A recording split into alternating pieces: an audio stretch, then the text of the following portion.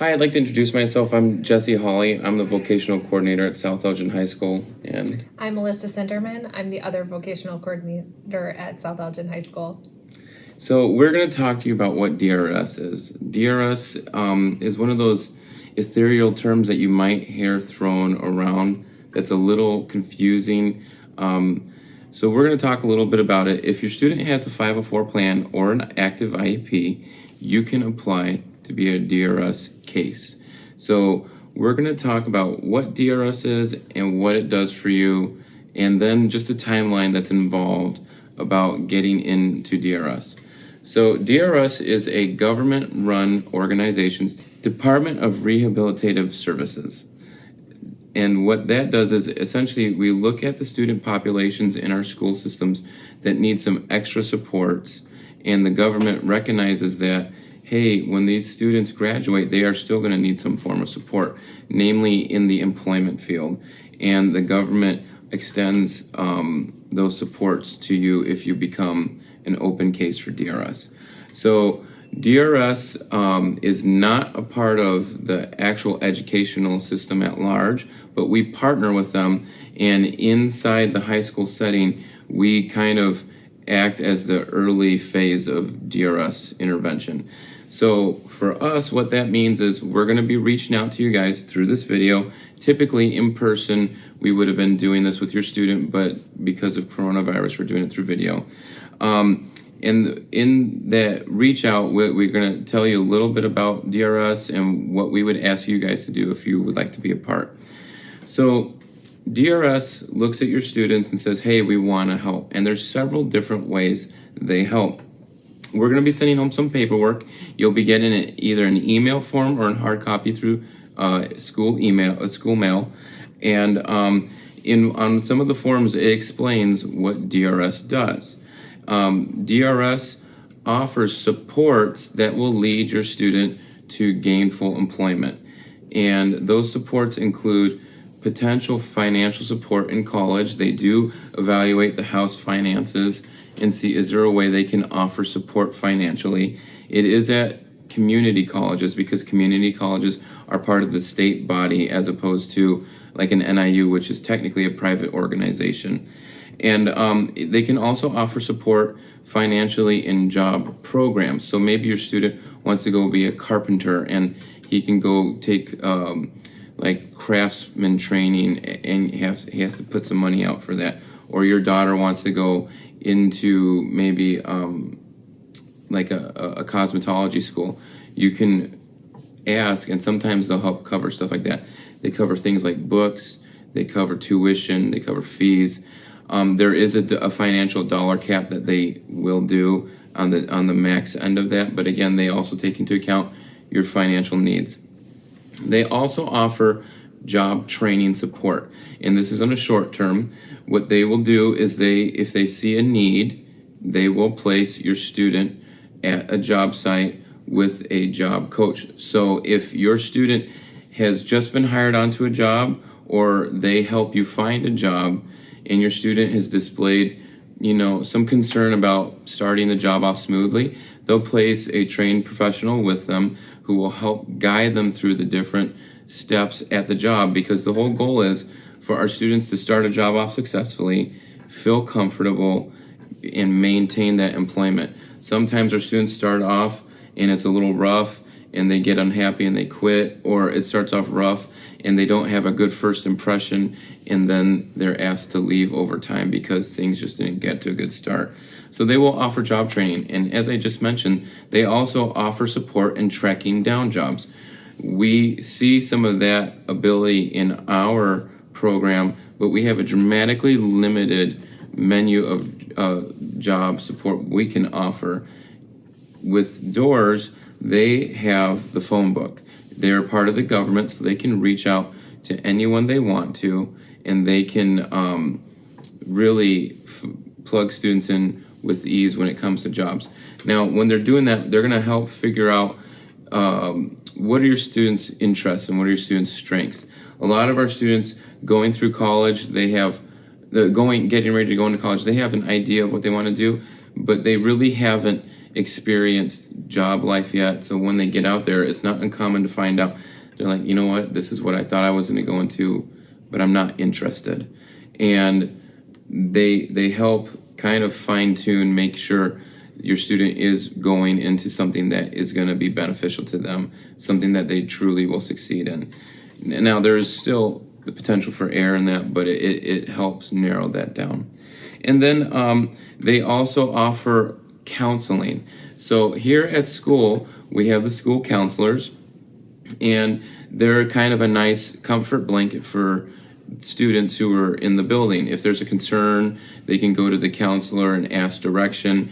If they have questions about testing or questions about next steps, they can get that service from a school counselor.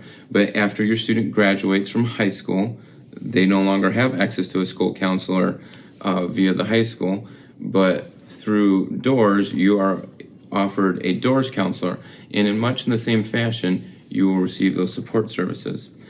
Oftentimes, when I'm encouraging students to take part in this program, I remind them of the financial burdens that can come along with college. We encourage all our students who are ready for it to engage in post-secondary education. But the financial dollar amount is huge, and a lot of our students go off into school at a university and they either realize they're not ready for it or they want to change their mind and go into something else. And what happens is you're starting to accrue all this debt. So when we talk to people about DOORS, sometimes there's some disappointment because we tell them the financial support only happens at community colleges. But I often tell our students community colleges is a smaller step from the high school setting to the college setting. So it's good because you're learning how to be a college student and the bill's less. But if you do it through DOORS, there's a chance they'll help actually foot the bill, so the bill could be minimal to zero. And we actually have a graphic we're going to show you that shows the cost between ECC and a four-year university. It's substantial. So at the end of 2 years of paid support from DOORS, you can save like tens of thousands of dollars. And for that reason, we recommend checking out DOORS alone. But if you were just that, it would be worth it. But there's everything else they offer. So now Melissa's going to talk about the next part of DOORS. So we're going to talk about the process of how to become a DOORS client. First, it's going to start off with us sending you some paperwork to fill out.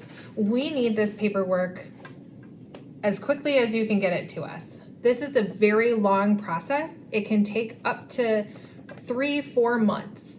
So when we get all the paperwork back, that's when we can start the process on our end. The most important aspect of this paperwork is the social security number.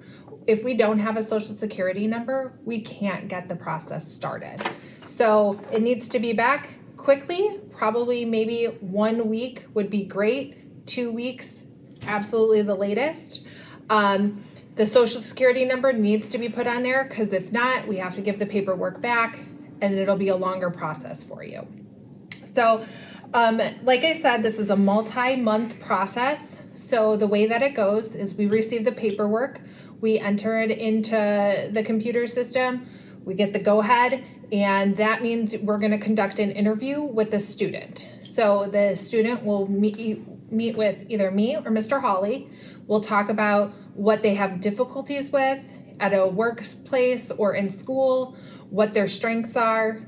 We get that paperwork all set up with a copy of the IEP or the 504, and we send it to the DRS office. Once they have the paperwork, they will conduct another interview. They will come to the school. We're not sure if that's happening. They will set up an interview with you, and then they will conduct their own interview. They will then determine whether you are eligible to become a DRS client. If you are eligible to become a DRS client, they're going to do quarterly check-ins. So our DRS representative will set up an appointment with you, and they will come in and they will talk to you about what you would like to do. Are you still on the same path? Are you ready to go to college? Are you just going into the workforce. And all these interviews parents can attend the interviews as well. We encourage that so you know what the process is looking like. So I'm going to quickly talk about the forms that you'll be receiving from us. There's going to be 2 different forms. The first one is going to be on a U46 South Elgin letterhead. Here we're asking if your students would like to be a part of the DRS. If you check, I do want to register my student, you need to fill it out. If you check, I don't, you can disregard. So when you come down here, you're going to enter in the student's name. You need to sign, and don't forget the Social Security number. We absolutely need the Social Security number in order to process anything. We understand that this is very sensitive material, and we keep it in our office in a special location so no one else has access to it. On the second page, we have some facts about how DRS services can help families. And then this page is consent for services. This is for the Department of Human Services for DRS, so that you are consenting that you are they're able to become clients. So you need the student's name, the parent's signature, and the date. The second form you are going to get is consent to release the student records. On our aspect, we need to provide the DRS representative with the active IEP or the active 504. In order to do so, we need this signed to release the information to DRS. So you'll fill it out, the student name, the birth date, the school, and the grade. Here, we're going to put the DRS information, and then here, you're going to initial what we can send to DRS. On the bottom, we need the parent signature, the parent name, a current address, city, and phone number, and then we'll go ahead and collect that and get all this information to the DRS representative. All right, so please get this paperwork to us as soon as possible. Like Melissa said, this is very time sensitive. We do have currently 40 students enrolled in this program. We expect anywhere from 80 to 100 more students to join. And what happens is a backlog starts to fill because we have to process the paperwork, and that takes time. DOORS itself has to process the paperwork, and then the meetings take time. If you're a senior, you're going to be fast-tracked. You're going to be put to the front of the line because DOORS is very concerned about making sure you're going to have your needs met right away. If you're a junior, we plan on getting to you probably sometime second semester. Also, if you are a part of DOORS, we want to know if you're working. If you're working, we would ask that you would volunteer that information to us. We'll have some further conversations. The state wants to know this because they are helping you in job training, and for the state's records, they like to be aware of who's working, and then they just want to know how much you're working. There's no incentive to the state for us, to the state for this, and then for the school system, it does help support a stipend that they use to manage this program. So if you are working at some point in time, please let us know that. We'll interview you and you can mention that to us. But we really do hope you take advantage of this. This is a very good program. It really does support our students in many unique ways, and we really do value what it does. Thank you for taking the time to watch this. Please look for the paperwork. If you're not getting it in digital form, you'll definitely be getting a hard copy. Please get it back to us as soon as possible. Thank you.